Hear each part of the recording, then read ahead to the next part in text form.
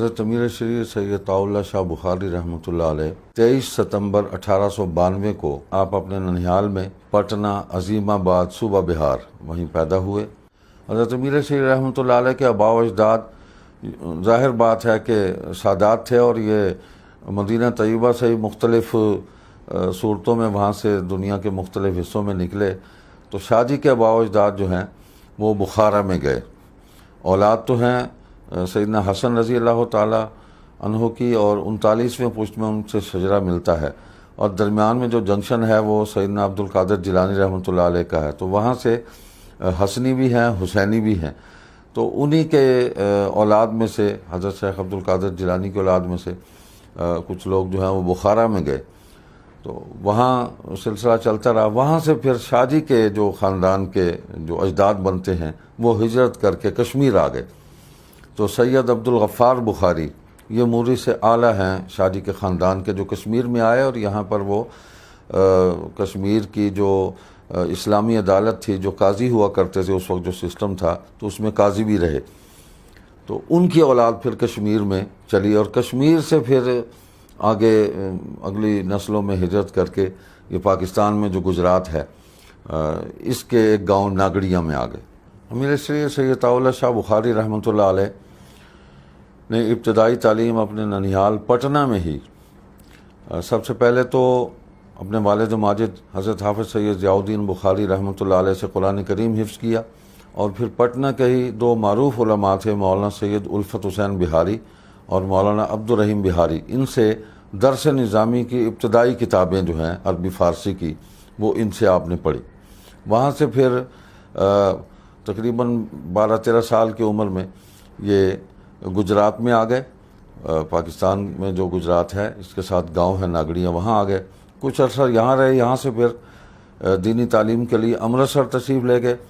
وہاں حضرت علامہ انور شاہ کشمیری رحمۃ اللہ علیہ کے بہت جید شاگرد تھے، اور بہت بڑے عالم تھے حضرت مفتی غلام مصطفیٰ قاسمی رحمۃ اللہ علیہ۔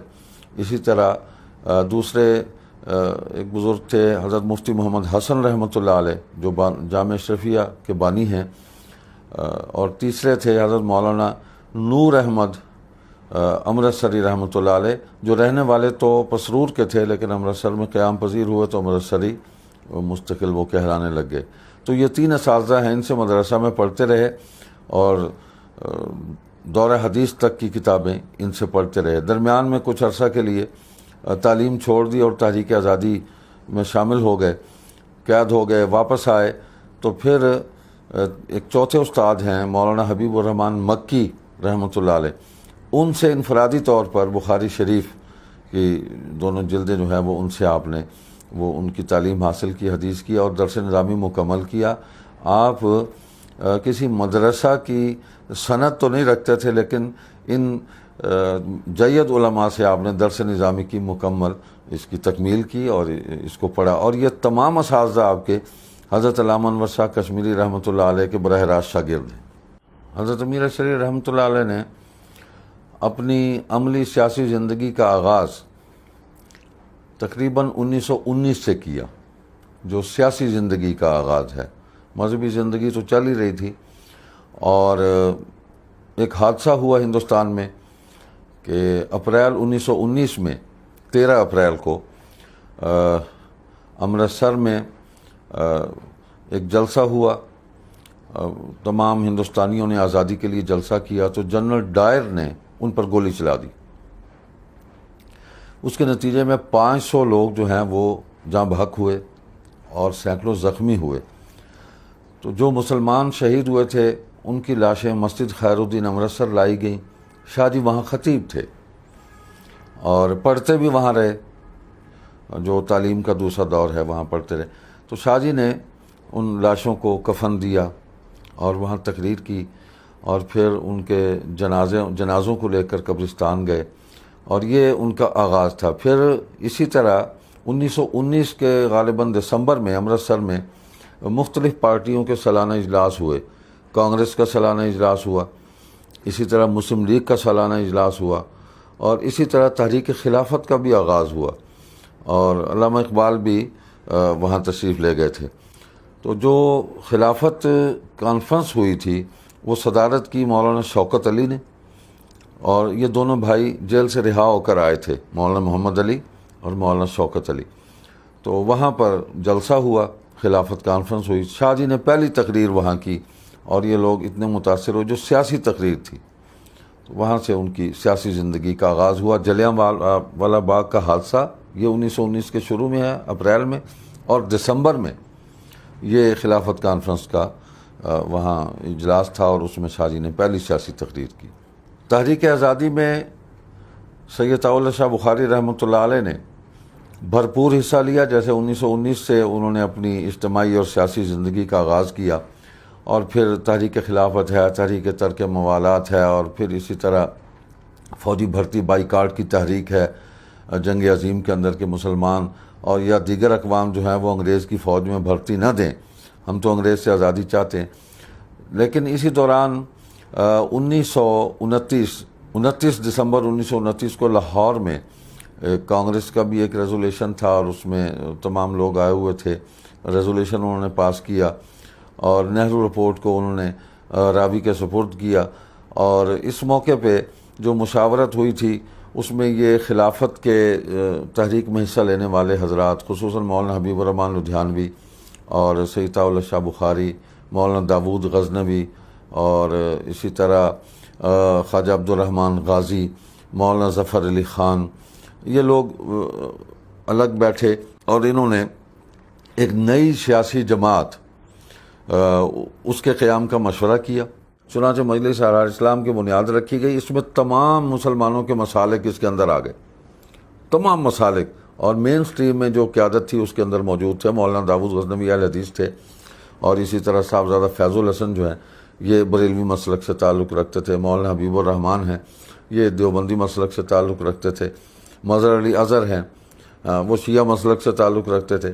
تو پھر اس کے علاوہ جو وسعت دی وہ یہ ہے کہ شعراء اور ادباء اس کے اندر موجود تھے، صحافی اس کے اندر آ گئے، یعنی مختلف طبقہ فکر کے لوگ جو ہیں وہ ان کی نمائندگی اس پارٹی کے اندر موجود تھی، کہ یہ صرف علماء کی جماعت نہیں ہے، علماء بھی ہیں اور تمام لوگ ہیں، ہمہ جہت کام ہے۔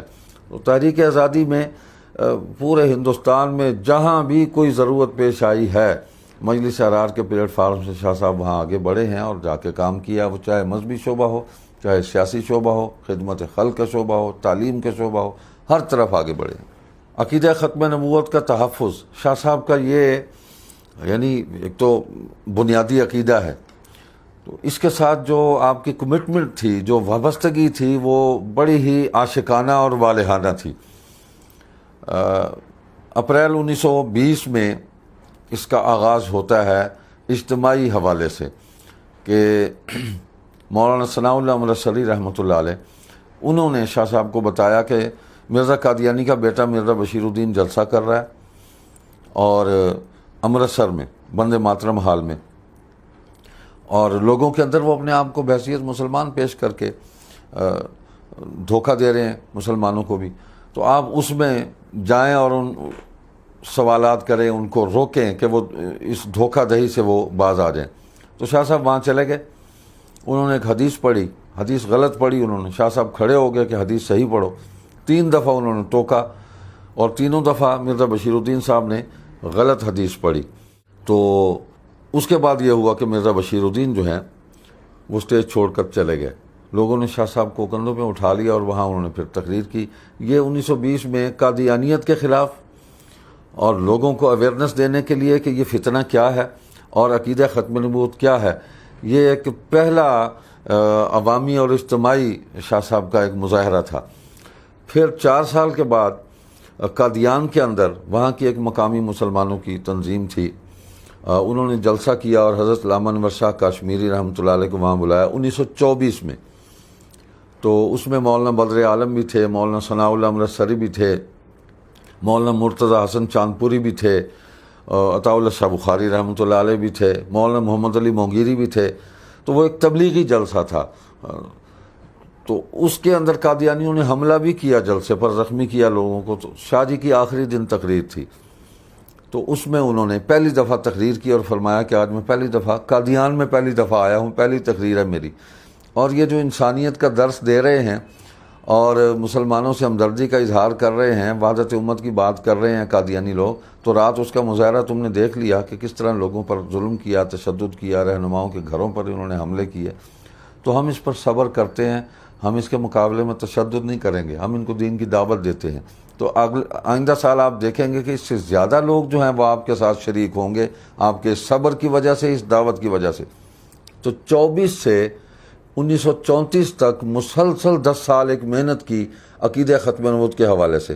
اسی دوران 1930 میں لاہور میں انجمن خدام الدین کا جلسہ ہوا، مولانا احمد علی لاہوری رحمۃ اللہ علیہ نے اس میں جید علماء کو بلایا، 500 علماء شریک تھے، علامہ انور شاہ کاشمیری رحمۃ اللہ علیہ اس میں آئے ہوئے تھے۔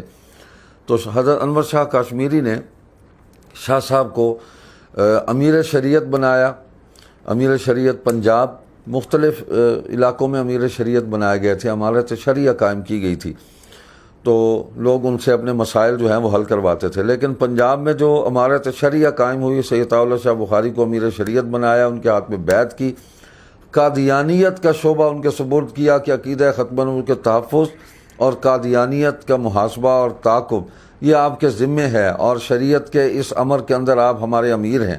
500 علماء نے بیعت کی۔ وہاں سے شاہ صاحب کی ایک تو شخصیت کے اندر بہت زیادہ ابھار پیدا ہوا، شہرت ہوئی، اور بہت زیادہ لوگوں میں ان کے لیے پذیرائی ہوئی۔ اور پھر شاہ صاحب نے مسلسل 1930 سے 34 تک یہ 4 سال اتنی محنت کی کہ 34 میں قادیان کے اندر احرار تبلیغ کانفرنس کی، یعنی عنوان ہمیشہ تبلیغ کا رکھا اور اس کا حق ادا کیا۔ ہم لڑنے کے لیے کبھی بھی نہیں گئے۔ شاہ صاحب پوری زندگی کہیں بھی کوئی تشدد کا ان کا عمل نہیں ہے، نہ انفرادی نہ اجتماعی۔ تو اس موقع پہ پورے ہندوستان سے تمام علماء و مشائخ، تمام دینی جماعتیں، ان کے رہنما، صحافی، شعراء، ادباء، ہر طبقہ کے لوگ جو ہیں وہاں پر دعوت دی، اور مولانا سید حسین احمد مدنی رحمۃ اللہ علیہ کی صدارت میں شاہ صاحب کی وہاں تقریر ہوئی۔ 16 قادیانیوں نے شاہ صاحب کی تقریر کے موقع پر اسلام قبول کیا۔ اور اس سے پہلے مولانا عبدالکریم مباہلہ قادیانی تھے، وہ مسلمان ہوئے، قادیان کے رہنے والے تھے۔ مولانا لال حسین اختر رحمۃ اللہ علیہ وہ مسلمان ہوئے، لاہور میں مجلس احرار کے جلسہ میں موچی دروازہ میں انہوں نے اپنے مسلمان ہونے کا اعلان کیا، اور مجلس احرار کے جلسے میں شرکت ہوئی، مجلس احرار کے اسٹیج سے کام کیا۔ تو یہ ایک کام تھا جو لے کر وہ چلتے رہے۔ 1947 میں پاکستان بن گیا، اور قیام پاکستان کے بعد اب ضرورت تھی کہ پاکستان کے استحکام اور اس کی ترقی کے لیے ہم سب لوگ جو ہیں وہ مل کر ایک جد و جہد اور محنت کریں۔ لیکن ایسا خطرناک ماحول بنا کہ انگریز ہی کے ایما پر اور اسی کا لاڈلا معروف قادیانی مسٹر سر ظفر اللہ خان، جو ایڈوائزری کونسل میں بھی شامل کیا گیا تھا پاکستان بننے سے پہلے، اس وقت بھی مجلس احرار نے احتجاج کیا۔ پاکستان بننے کے بعد اسے وزیر خارجہ پہلا بنا دیا گیا، اور یہ انگریزی ایما پر ہی بنایا گیا۔ انہوں نے جب پورے پاکستان کے اندر قادیانیت کی تبلیغ کے لیے انہوں نے فنڈنگ بھی ان کے لیے کی، اور ان کے لیے مواقع فراہم کیے، سروسز میں ان کے لیے راستے کھول دیے، کی پوسٹوں پر ان کو بٹھانا شروع کر دیا۔ بیرون ملک چونکہ وزیر خارجہ تھے، پاکستانی سفارت خانوں کو انہوں نے قادیانیت کی تبلیغ کے اڈے بنانے شروع کر دیے۔ اسرائیل میں مشن قائم ہو گیا ان کا قادیانیوں کا۔ پاکستان کے اندر مرزا بشیر الدین صاحب جو مرزا قادیانی کے بیٹے تھے ان کے، اور ان کے دوسرے جانشین تھے، انہوں نے جس قسم کی دھمکیاں دینی شروع کی، اور 1952 میں انہوں نے یہ تقریر میں کہا کہ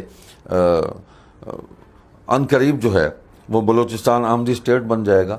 یعنی قادیانیوں نے وہاں اتنا کام شروع کر دیا کہ ہم اس صوبے کو ایک قادیانی اسٹیٹ کے طور پر ہم اس کو استعمال کریں گے اور پاکستان کے لیے مشکلات پیدا کریں گے۔ تب شاہ صاحب نے اس حوالے سے محسوس کیا تو ملک کے لیے سب سے بڑا خطرہ ہے پاکستان کی سلامتی کے لیے، تو انہوں نے 1952 میں پھر تمام مکاتب فکر کو جمع کیا، اور مجلس احرار کے پلیٹ فارم سے دعوت دی، کل جماعتی مجلس عمل بنائی گئی، تمام مشائخ مذہبی جماعتیں جمع کر کے مطالبہ کیا کہ مسٹر ظفر اللہ خان کو برطرف کیا جائے وزارت خارجہ سے، اور اسی طرح کی پوسٹوں سے قادیانیوں کو ہٹایا جائے، اور روا جو اب چناب نگر کے نام سے ہے اس کو کھلا شہر قرار دیا جائے۔ یہ قسم کا منی ویٹیکن سٹی بنا ہوا تھا، یہاں کوئی اور انٹر نہیں ہو سکتا تھا ان کے سوا۔ پاکستان کا شہر ہے، اس میں کوئی جا نہیں سکتا. تو یہ کیفیت تھی، تو یہ مطالبات تھے. تو اس پر پھر ایک تحریک چلی 1953 میں، اور اس میں بڑی قربانیاں ہوئیں. 10,000 مسلمان شہید ہوئے، اور مجموعی طور پر شاہ صاحب بھی اس میں قید ہوئے، دیگر رہنما بھی سارے اس میں گرفتار ہوئے، قید ہوئے. وہ تشدد سے تحریک کو تو دبا دیا گیا، عوام کے دلوں کے اندر ختم نبوت کے لیے کام کرنے کا جذبہ اس قدر زیادہ راسخ ہوا کہ اس کے نتائج پھر بعد میں ہمیں ملے، اور بہترین نتائج ملے الحمدللہ. تو اس وقت پاکستان کی سلامتی کو جو خطرات سے، ان سے ملک کو بچایا، اور عوام کے عقائد کو، ایمان لوٹنے کے حوالے سے جو خطرات تھے ان کو بھانپا، عوام کو باخبر کیا. اور تیسرے نمبر پر قادیانیوں کو دین کی دعوت دی. یہ ایک محنت تھی 1953 کی تحریک ختم نبوت. شاہ صاحب نے اپنی جماعت کے پلیٹ فارم سے دعوت دے کے سب کو اکٹھا کیا، اور پھر سب کو لے کر ساتھ چلے. امیر شریف رحمۃ اللہ علیہ کی شخصیت ہمہ پہلو شخصیت تھی. ہر طرف انہوں نے جس اخلاق کا مظاہرہ کیا اور ایسے خوبصورت رویے دیے، آج تک لوگ ان کو یاد کرتے ہیں. انہوں نے اللہ کی مخلوق سے پیار کیا ہے. اصل بات یہ ہے، اسی پیار میں ہی انہوں نے عقیدہ بھی منتقل کیا، اسی پیار میں انہوں نے تحریکی جذبہ پیدا کیا، اور ہر شعبے کے اندر ان کے محبت کرنے والے موجود ہیں. اور فرمایا کرتے تھے اپنے بیٹے سے، یہ دیکھو یہ لوگ مجھ سے کتنی محبت کرتے ہیں، تو میں ان کا کیا لگتا ہوں؟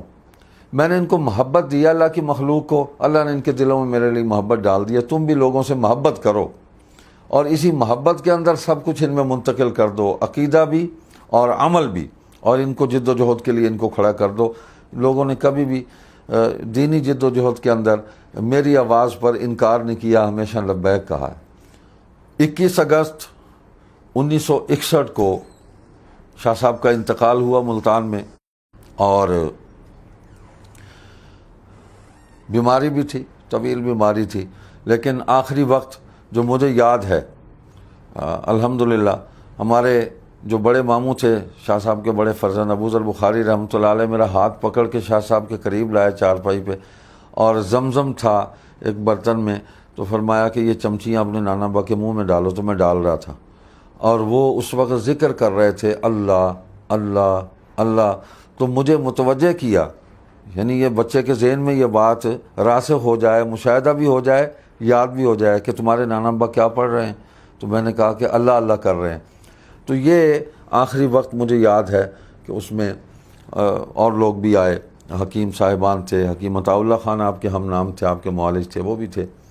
تو 21 اگست 1961 کو شام کے وقت ان کا انتقال ہوا، اور 22 اگست کو آپ کی نماز جنازہ ہوئی. آپ کے بڑے فرزند حضرت مولانا سید ابو ذر بخاری رحمۃ اللہ علیہ نے آپ کی نماز جنازہ پڑھائی، اور ملتان کے قدیم قبرستان جلال باقری اس کا نام ہے قبرستان کا، اس کے ایک احاطے کے اندر آپ کی تدفین ہوئی.